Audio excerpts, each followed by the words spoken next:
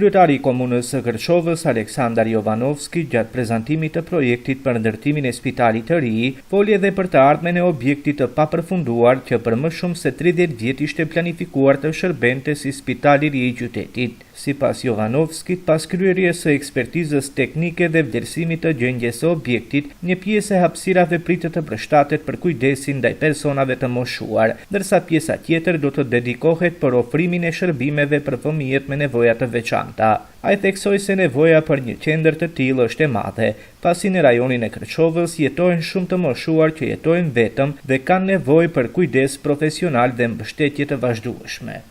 Бидејќи имаме голем број на иселеници, нивните родители кои остануваат оде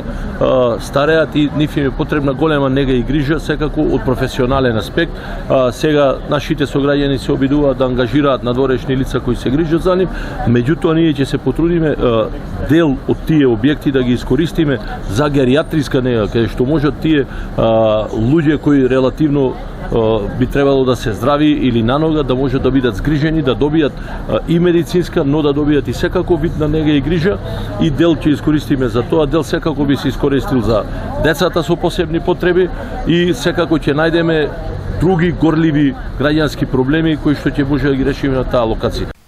Ky propozim synon t'i jap një funksion të ri objektit shumë vjeçar të papërfunduar, duke e shndruar atë në një qendër që do të shërbejë kategorive më të ndjeshme të shoqërisë dhe do të plotësojë një pjesë të nevojave sociale në komunë.